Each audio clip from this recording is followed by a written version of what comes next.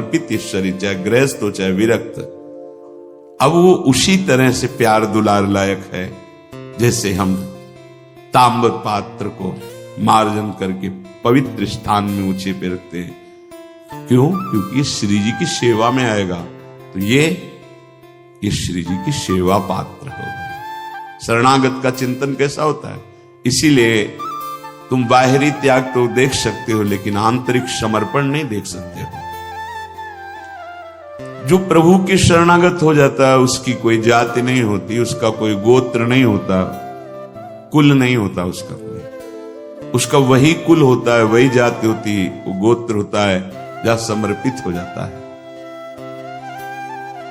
लोक में देखो थोड़ा सा समर्पण, अन्य गोत्र कुल की कन्या जब अपने पति को स्वीकार करती है तो पति का गोत्र और कुल उसका हो जाता है, फिर उसका अलग से नहीं बना। अलग तो वो समझ नहीं पा रहा, इसलिए नहीं, एक ही बनो, वो कोई और रहे कुल में, उसका गोत्र अलग है उसके। और वो जब पति को स्वीकार हुई तो पति के गोत्र में गोत्र मिल गया, पति के कुल में कुल मिल गया, अब उसका अलग से कुल गोत्र नहीं। जैसे नदियां जब अलग रहती हैं तो नाम अलग होता है, जब समुद्र में मिल जाती है तो एक ही शब्द हो जाता है समुद्र, ना नदी का नाम रह गया ना रूप रह गया। ऐसे ही प्रेम समुद्र प्रियालाल के शरणागत का गोत्र प्रियालाल है, कुल प्रियालाल है, जाति प्रियालाल है।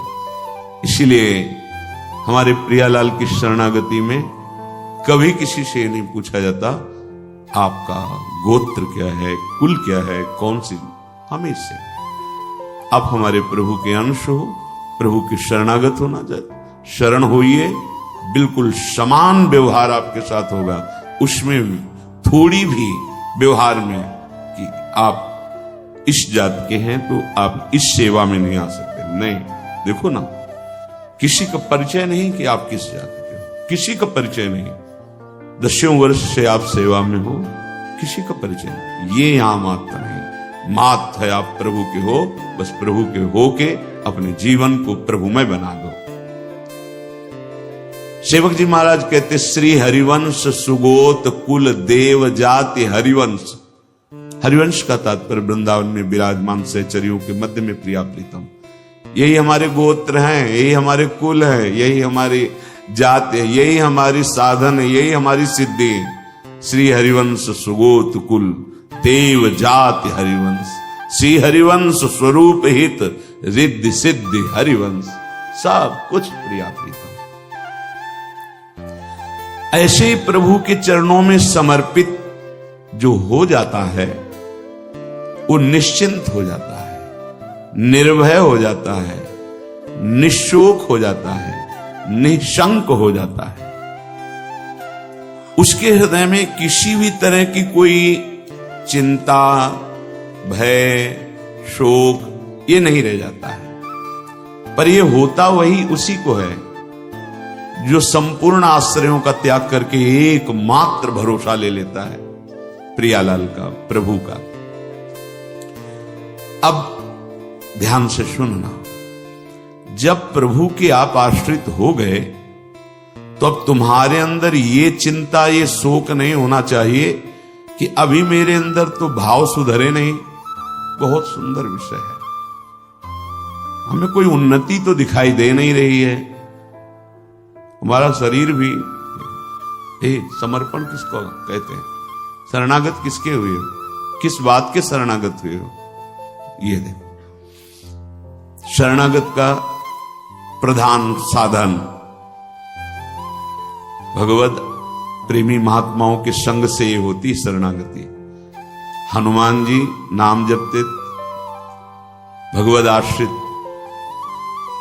ऐसे नाम जापक भगवत आश्रित विभीषण जी ने जब हनुमान जी को देखा, उसी समय निश्चित हो गया कि प्रभु ने मुझे स्वीकार किया, और उसी समय से नींव पड़ गई कि अब प्रगट में प्रभु की शरणागति हो जाएगी। नहीं तो साधन तो चल ही रहा था विभीषण जी का, लेकिन शरणागति की बात नहीं थी। परम नाम जापक, परम आश्रित हनुमान जी के दर्शन संभाषण से हृदय प्रफुल्लित हो गया कि प्रभु मुझको भी स्वीकार कर लेंगे। अंततो गत्वा विभीषण की शरणागति पुष्ट हुई, भगवान स्वयं स्वीकार किए। शरणागति होती ही संत कृपा से है। अगर महापुरुषों का संग न मिले तो यहां तक पहुंच ही नहीं हो पाएगी। विविध साधनों के जाल में फंसे रहोगे। बहुत ध्यान देने की, हम लोग यही परेशान होते रहते हैं। हमारे भाव नहीं बढ़े, हमारी वृत्तियां नहीं सुधरी। भगवद आश्रित हो, नाम जब चल रहा है ये पकड़ना है तुम्हें, यही शरणागति का स्वरूप है। आश्रित है और नाम जो। अब हमारे भाव बढ़े ना बढ़े, वृत्तियां ठीक हो ना ठीक हो, ये हमारा विषय नहीं है। बहुत महापुरुषों के वचन और ये हृदय की बात कह रहा हूं। जब साधना के समय कहते तो हम यही कहते कि हम तो अब अपने हृदय की बताएं, बस हम इतना ही साधन अब जानते हैं। जब हितदाम में छोटी कुटिया, महाराज जी इसका मतलब मैं नहीं समझ पा रहा। करते तो हम लोग भी ऐसे हैं, पर मतलब कुछ फर्क तो, मतलब इसका मतलब क्या? हम कहा देखो मतलब तो नहीं समझा सकते, पर इतना कह सकते हैं कि जबान से अगर कुछ निकला तो श्री जी, शरीर से कुछ हुआ तो श्री जी की इच्छा। अब न इच्छा रह गई है और न मैं रह गया है, वो सब समर्पित हो गया है। अब कैसे कब कहां हुआ पता नहीं चला। जैसे तुम्हारे किशोर अवस्था में मुछ किस तारीख को निकली पता चला?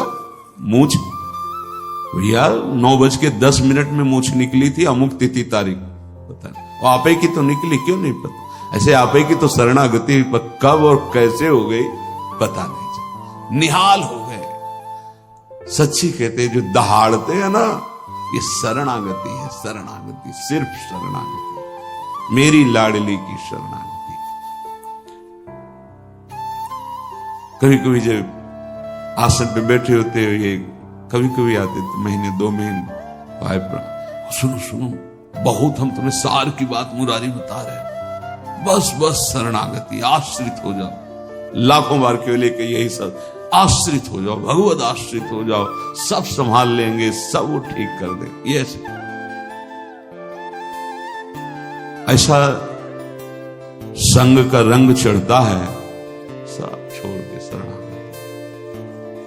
शरणागति अंदर से है। उसके कठोर व्यवहार करके भी देखा कोई फर्क नहीं, शरणागति पे कोई फर्क। जब जैसे अब तो महाराज जी आपके ऊपर नाराज है, इससे हमें भ्रम में नहीं डाल सकते। हमारे जो कहेंगे, जैसे कहेंगे, तो सब छोड़ो इधर, या नहीं प्रवेश, ऐसे नहीं, वैसे वैसे वैसे। शरणागति को समझ जाए तो फिर कोई भय नहीं। अब हमारी जिम्मेवारी कि हमारा मन कहां जा रहा है, हमारी चित्तवृत्ति कहां जा रही, हमारी स्थिति क्या है। आप देखो प्रभु, आप देखो, आपका समय है। मस्ती ना आ जाए उसी क्षण मस्ती आ जाएगी। आप ध्यान से देखना, यदि तुमने संपूर्ण आश्रयों का त्याग करके, तो ये संपूर्ण आश्रयों का त्याग होता ही है केवल संत से, पढ़ने लिखने से नहीं होता। अपने आप जो शरणागति का स्वरूप आएगा वो संत संग। सर्व संगोपहो ही माम, समस्त संगों के त्याग कराने की सामर्थ्य सिर्फ सत्संग में है, सिर्फ सत्संग में। बिना संत महापुरुषों के ये शरणागति नहीं होती। पर ऐसे संत भगवान की कृपा से मिलते हैं जिनका एक भरोसा, एक बल, एक आस विश्वास केवल प्रभु से है। बहुत मुश्किल को एक पाव भगत जी में मूरी, ऐसी शरणागति किसी किसी के हृदय में प्रकाशित होती है।